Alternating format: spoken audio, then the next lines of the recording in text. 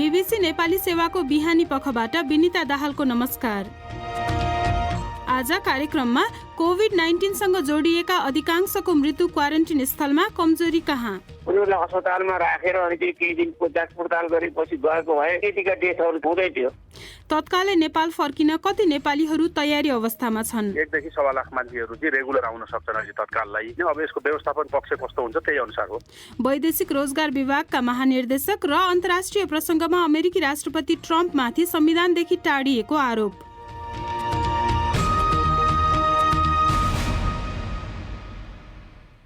तर सुरुमा आजका प्रमुख विश्व समाचार। गनी अन्सारीबाट समाचार सुन्नुहोस्। संयुक्त राज्य अमेरिकाको मिनियापोलिस नगर परिषदका बहुमत सदस्यले प्रहरी विभाग भङ्ग गर्ने प्रतिबद्धता जनाएका छन्। 2 हप्ता अघि निहत्था अफ्रिकी अमेरिकी पुरुष जोर्ज फ्लोइडको प्रहरी हिरासतमा जान गएपछि पछिल्लो प्रतिबद्धता आएको हो। परिषदका 13 सदस्यमध्ये 9 जना नागरिक सुरक्षाका लागि नयाँ संरचना खडा गर्ने पक्षमा उभिएका छन्। 100 प्रदर्शनकारीमा पढेर सुनाइएको एउटा विज्ञप्तिमा परिषदका सदस्यहरूले प्रहरीमा पुनर्संरचना गर्ने दशकौँदेखिको प्रयासले मिनियापोलिस प्रहरी विभागमा आमूल परिवर्तन ल्याउन नसकिने प्रमाणित गरेको बताए। प्रहरी दमन र जातीयताको विरोधमा अमेरिकामा ठूलो सङ्ख्यामा मानिसहरूले शान्तिपूर्ण प्रदर्शन गरिरहेका छन्। 10,000 मानिसले वाशिङटन डिसी र न्युयोर्क जस्ता ठूला सहरका साथै साना नगरहरूमा पनि प्रदर्शन गरिरहेका छन्। वाशिङटनबाट बीबीसी संवाददाता आलिम मकबुल भन्छन्, प्रहरीबाट हुने संस्थागत दमन र जातीयता विरुद्ध देशभरि प्रदर्शन भइरहेका छन्। मेरो विचारमा जोर्ज फ्लोइडको स्मृति कार्यक्रममा सीमित नभई त्यसपछि पनि प्रदर्शनले निरन्तरता पाउनेछ। बीबीसी संवाददाता आलिम मकबुल। न्युयोर्कमा हप्तादेखि लगाइएको कर्फ्यू हटाइएको छ भने ट्रम्पले नेसनल गार्डलाई वाशिङटन डिसीबाट फर्कन आदेश दिन लागेको बताएका छन्। अमेरिकी पूर्व विदेश मन्त्री कोलिन पावलले राष्ट्रपति डोनाल्ड ट्रम्पलाई झुटा भन्दै नोभेम्बरमा हुने राष्ट्रपतीय चुनावमा आफूले डेमोक्रेटिक उम्मेद्वार जो बाइडेनलाई मत दिने बताएका छन्। ट्रम्पका प्रतिद्वन्द्वीप्रति खुला रूपमा समर्थन जनाउने पावल पहिलो महत्त्वपूर्ण रिपब्लिकन नेता हुन्। सीएनएनसँगको कुराकानीमा उनले ट्रम्प संविधानदेखि टाढिएको बताए। ट्विट मार्फत त्यसप्रति प्रतिक्रिया जनाउँदै ट्रम्पले पावललाई अडानमा कायम नरहने व्यक्ति भनेका छन् र मध्यपूर्वका युद्धहरूमा अमेरिकालाई धकेल्न जिम्मेवार भएको बताएका छन्। ब्रिटिस प्रधानमन्त्री बोरिस जोन्सनले अश्वेत मानिसहरूको पक्षमा भइरहेका ब्ल्याक लाइभ्स म्याटर्सका प्रदर्शनकारीहरूले आफ्नो उद्देश्यप्रति छल गरेको आरोप लगाएका छन्। ट्विट गर्दै उनले प्रदर्शनहरूमाथि हिंसा हाबी भएको बताए।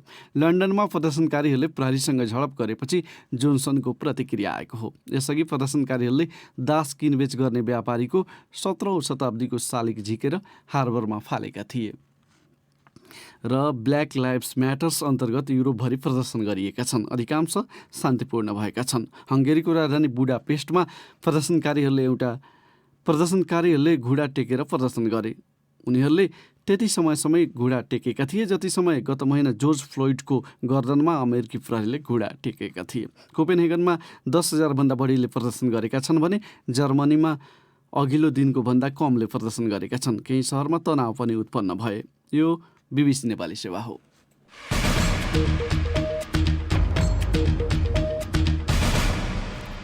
बिहानी पखमा यहाँलाई पुनः स्वागत छ। नेपालमा कोभिड-19 सँग जोडिएका 13 जनाको मृत्युमध्ये अधिकांशको मृत्यु क्वारेन्टिन स्थलमा भएको देखिएपछि सरकारले अब त्यहाँ रहेका मानिसहरूको स्वास्थ्यको सूक्ष्म निगरानी गर्दै बढ्ता जोखिममा रहेकाहरूको स्याहारको रणनीति लिन लागेको जनाएको छ। यतिखेर देशभरमा 1,70,000 भन्दा बढीको संख्यामा मानिसहरू क्वारेन्टिनमा छन्। विज्ञहरूले भने त्यहाँ उनीहरूको परीक्षण समयमै हुन नसक्नुलाई मुख्य समस्या बताएका छन्। थप विवरण प्रदीप बस्यालबाट। क्वारेन्टिनमा राख्नु अगावै अन्य रोगले ग्रसित र जोखिमयुक्त स्वास्थ्य समस्या भएका मानिसहरूको पहिचानको काम नगर्दा यस्तो समस्या निम्तिएको विज्ञहरूले बताएका छन्। शनिबार राष्ट्रिय मानवाधिकार आयोगले एक विज्ञप्ति मार्फत यस भाइरससँग जोडिएका अधिकांशको मृत्यु क्वारेन्टिनभित्र भएको भन्दै त्यस्ता ठाउँको गुणस्तर बढाउन सरकारको ध्यान आकर्षण गराएको थियो। आइतबार बीबीसीसँग कुरा गर्दै स्वास्थ्य सेवा विभागका महानिर्देशक डाक्टर दिपेन्द्र रमन सिंहले क्वारेन्टिनको गुणस्तर कायम गर्नका लागि उनकै शब्दमा आपतकालीन अवस्था जसरी काम गरिने बताएका छन्। त्यसरी निगरानी गर्ने कामको औचित्यबारे स्वास्थ्य मन्त्रालयको गुणस्तर मापन तथा नियमन महाशाखा प्रमुख डाक्टर विकास देवकोटा। यति धेरै संख्यामा व्यक्तिहरू भइसकेपछि उहाँहरू विभिन्न रोगबाट ग्रसित पनि हुनुहोला, उहाँहरूको ट्रिटमेन्ट कसरी भइरहेको छ, औषधि खाइराख्नु भएको छ कि छैन, जसले गर्दाखेरि उहाँहरूमा केही समस्या छ भने त्यो थप जटिल नहोस् र मृत्यु नहोस्। तर यतिखेर क्वारेन्टिनमा रहेका मानिसहरूको अनुपातमा उनीहरूको पिसिआर परीक्षण दर निकै कम भएकाले समस्या बल्झाएको बताइन्छ। पिसिआर परीक्षणको दायरा बढाउन नसके अन्य उपायले खास प्रतिफल दिन नसक्ने विज्ञहरूले बताउँदै आएका छन्। अहिलेसम्म 96,000 भन्दा केही बढीको मात्र पिसिआर विधिबाट जाँच भएको छ। क्वारेन्टिनमा यसरी उच्च मृत्यु देखिनु असामान्य घटना भएको बताउँदै जनस्वास्थ्य विज्ञ डाक्टर बाबुराम मरासिनी। गल्ती के भयो भने चाहिँ बिरामी भइरहेको, यो दमको औषधि खाइरहेको, हाई ब्लड प्रेसर भएर चाहिँ कन्ट्रोलमा नभएको, किडनी सम्बन्धी बिरामी भएको, अपरेसन गरेर राम्रो सुधार नभएको मान्छेहरूलाई त्यसरी क्वारेन्टाइनमा लाने मान्छेले पनि लान्न भन्न पर्थ्यो। त्यहाँ नागामा कसैले चाहिँ बसेर सोधिएर उनीहरूलाई अस्पतालमा राखेर अनि चाहिँ केही दिनको जाँच पडताल गरेपछि गएको भए यो यसरी यतिका डेथहरू चाहिँ हुँदै थियो। यतिखेर देशका 20वटा प्रयोगशालाबाट दैनिक झण्डै 4,000 नमुनाको मात्र पिसिआर जाँच भइरहेको अधिकारीहरूको भनाइ छ। दैनिक 10,000सम्म नमुना परीक्षण गर्न मिल्ने गरी बढीमा 3 साताभित्र स्वचालित मेसिन आइपुग्ने गरी खरिद प्रक्रिया अघि बढेको स्वास्थ्य मन्त्रालयका अधिकारीहरू बताउँछन्। Pradeep Basyal, BBC, Kathmandu. Corona virus महामारीका कारण विदेशमा अलपत्र नेपालीहरू केही चार्टर्ड उडान मार्फत आउन सुरु गरिसकेका छन्। सरकारले खास गरी उच्च संख्यामा नेपाली श्रमिकहरू रहेका खाडी क्षेत्रका देश एवं मलेसियाबाट तत्काल आउनुपर्ने अवस्थामा रहेका नेपालीको विवरण तयार पार्न आफ्ना नियोगहरूलाई निर्देशन दिएको छ। यसै विषयमा हामीले वैदेशिक रोजगार विभागका महानिर्देशक कुमार प्रसाद दाहाललाई सम्पर्क गरी तत्कालै आउनका लागि कति नेपालीहरू तयारी अवस्थामा छन् भनी सोधेका छौँ। अहिले चाहिँ रेगुलर लिएर आउने हो भने 1 देखि 1.25 लाख मान्छेहरू चाहिँ रेगुलर आउन सक्छन् अहिले तत्काललाई। अब त्यसमा पनि कतिपयको टिकट छ, कतिको टिकट छैन। अब यसको व्यवस्थापन पक्ष कस्तो हुन्छ त्यही अनुसार हो। अब कतिपयको खर्च सम्बन्धित देशले नै बेहोर्ने भन्ने छ, कतिपयको अब आफ्नै खर्चमा पनि आउनुपर्ने हुनसक्ला। अब यो दुई खालेलाई चाहिँ कसरी व्यवस्थापन हुन्छ? कम्पनीबाट एक्जिट गरेका मान्छेहरू जो टिकट हातमा लिएर बसेका मान्छेहरू छन्, अब ती मान्छेहरूलाई चाहिँ सम्बन्धित देशको प्लेनबाट अथवा हाम्रै देशको प्लेनबाट भए पनि उनीहरूको हातमा टिकट छ, तर अधिकांशको हातमा अहिले टिकट छैन भन्ने कुरो सुनिएको छ होइन। अब ती मान्छेहरूलाई चाहिँ कसरी व्यवस्थापन गर्ने भन्ने कुरो चाहिँ अब नीतिगत रूपमा केही काम भइराखेको होला। त्यसलाई चाहिँ अब राहत स्वरूपै रेस्क्यु गर्ने होला। अनि अब उनीहरू महामारीको सङ्कटको समयको लागि मात्रै आउने हुन् कि दीर्घकालीन रूपमा आउने हुन् कि? एउटा त संक्रमणकै कारणले गर्दा जब लेस भएर फर्किने एक प्रकारका छन्, पुनः श्रम स्वीकृति लिनुपर्ने हुन्छ। कम्पनी चेन्ज भइसकेपछि अर्को कम्पनीमा चाहिँ एग्रिमेन्ट गर्नुपर्ने हुन्छ। त्यो बिचको पिरियडमा नेपाल फर्किने जुन अफिसियल प्रोसेसको लागि पनि केही मान्छेहरू आउने गरेका हुन्छन्, त्यो पनि बन्द भएको हुनाले त्यो कारणले पनि आउनेछ। र कतिपय चाहिँ त्यो देशबाट आम माफी प्राप्त भएको हुनाले डकुमेन्टेड अनडकुमेन्टेड सबै प्रकारका चाहिँ नेपाल फर्किन्छन्। र अहिले चाहिँ भोल्युम धेरै भनेको चाहिँ जबलेस भएर र अफिसियल प्रोसेसको लागि आउने मान्छेहरू पनि धेरै छन्। सुरुमा चाहिँ अब भारतबाट नेपाल आउनेहरूको आकलन गर्न नसक्दाखेरि चाहिँ यो व्यवस्थापन अलिकति जटिल भएको भनिन्थ्यो। अब खाडी र खास गरी मलेसियाबाट आउनेहरूको चाहिँ नेपाल छिरेपछि चाहिँ कसरी व्यवस्थापन गर्ने तयारी भइरहेको छ त? अब यहाँ 2 दिन क्वारेन्टाइनमा राख्ने र त्यसपछि सम्बन्धित निकायहरूमा चाहिँ पठाउने भन्ने खालको चाहिँ प्रारम्भिक छलफल भइराखेको छ। र त्यसै अनुसार अस्तिका मान्छेहरूलाई जो फर्केर आए 168 जना उहाँहरूलाई पनि त्यही अनुसार व्यवस्थापन गरिएको छ। र यसमा आफै सेल्फ क्वारेन्टाइनमा बस्ने र सरकारले क्वारेन्टाइनको व्यवस्था गरिदिने 2 प्रकारको मोडालिटी तयार भएको छ। जस्तो अघि तपाईँले जुन उता जागिर गुमाएको या आमाही पाएको एउटा वर्ग भन्नुभयो, अब त्यहाँ अवस्था बिग्रिँदै जाँदाखेरि अन्य मानिसहरू पनि त आउन खोज्ने सङ्ख्या बढ्ने देखिएको छ भनिन्छ नि। झन्डै 35 देखि 40 लाख मान्छेहरू डकुमेन्टेड अनडकुमेन्टेड मान्छेहरू थर्ड कन्ट्रीमा छन् भारत बाहेक। त्यसले गर्दाखेरि नेपालीहरूको वास्तविक अवस्था कस्तो खालको छ र कुन अवस्थामा उहाँहरू बसिरहनु भएको छ भन्ने कुरो एक्चुअल एक आकलन गर्न, त्यसलाई क्वान्टिफाई गर्न अलिकति गाह्रै छ। त्यसले गर्दा जब हामीले चाहिँ यसलाई सहज रूपमा चाहिँ व्यावसायिक उडानहरू सुरु गर्छौँ अथवा चार्टर उडानहरू सुरु गर्छौँ, त्यसपछि त्यो उडानमा आउने मान्छेहरूको भोल्युम हेरेर मात्रै यसलाई अनुमान गर्न सकिन्छ कि कति मान्छेहरूलाई हामीले क्वान्टिफाई गरेर ल्याउन सक्छौँ भन्ने खालको कुरा।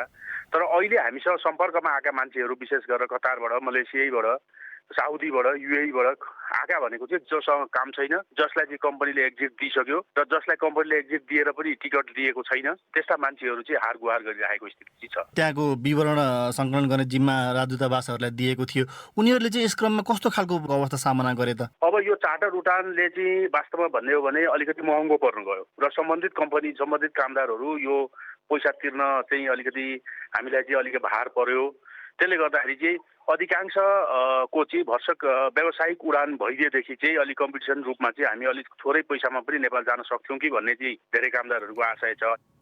उनी थिए वैदेशिक रोजगार विभागका महानिर्देशक कुमार प्रसाद दाहाल साथी प्रदीप बस्यालसँग कुरा गर्दै। अब एउटा अन्तर्राष्ट्रिय प्रसङ्ग। अमेरिकी पूर्व विदेश मन्त्री कोलिन पावलले जातीयता विरोधी प्रदर्शनप्रति अपनाएको रवैयालाई लिएर राष्ट्रपति डोनाल्ड ट्रम्पको चर्को आलोचना गर्दै उनी संविधानदेखि टाढिएको बताएका छन्। बीबीसी विवरणमा आधारित रिपोर्ट प्रस्तुत गर्दैछन् गनी अन्सारी। प्रदर्शनहरूलाई दबाउनका निम्ति सेना परिचालन गर्ने लगायतका चेतावनी ट्रम्पले दिएका थिए। पावलले नोभेम्बरमा हुने राष्ट्रपतीय चुनावमा आफूले डेमोक्रेटिक उम्मेदवार जो बाइडेनलाई मत दिने बताएका छन्।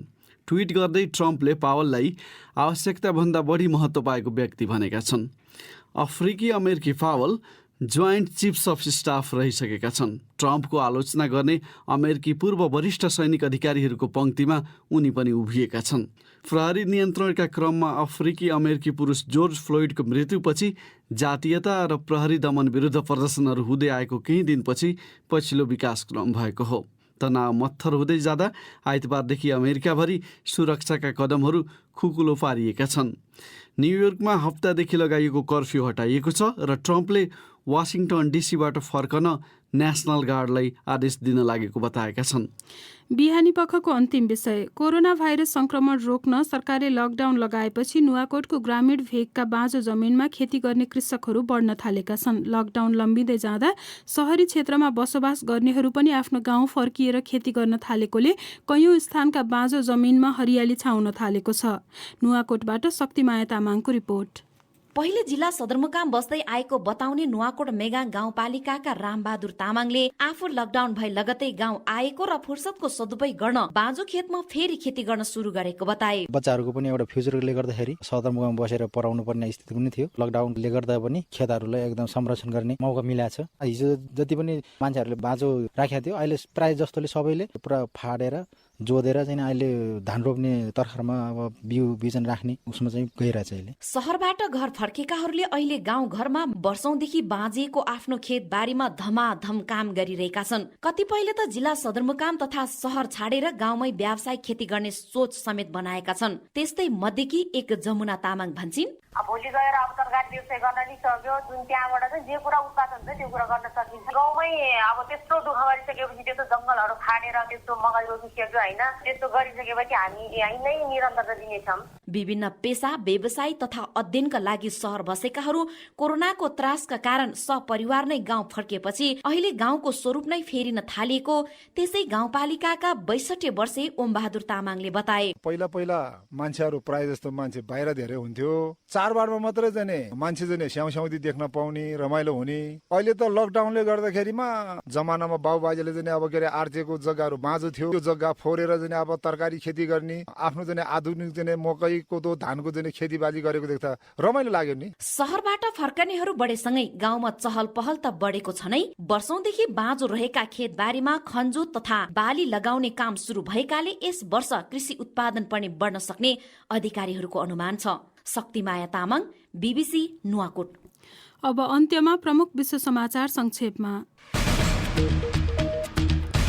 संयुक्त राज्य अमेरिकाको मिनियापोलिस नगर परिषदका बहुमत सदस्यले प्रहरी विभाग भङ्ग गर्ने प्रतिबद्धता जनाएका छन्। प्रहरी दमन र जातीयताको विरोधमा अमेरिकामा ठूलो संख्यामा मानिसहरूले शान्तिपूर्ण प्रदर्शन गरिरहेका छन्। अमेरिकी पूर्व विदेश मन्त्री कोलिन पावलले राष्ट्रपति डोनाल्ड ट्रम्पलाई झुटा भन्दै नोभेम्बरमा हुने राष्ट्रपतीय चुनावमा आफूले डेमोक्रेटिक उम्मेदवार जो बाइडेनलाई मत दिने बताएका छन्। र ब्रिटिस प्रधानमन्त्री बोरिस जोन्सनले अश्वेत मानिसहरूको पक्षमा भइरहेका ब्ल्याक लाइभ्स म्याटर्सका प्रदर्शनकारीहरूले आफ्नो लक्ष्यप्रति छल गरेको आरोप लगाएका छन्।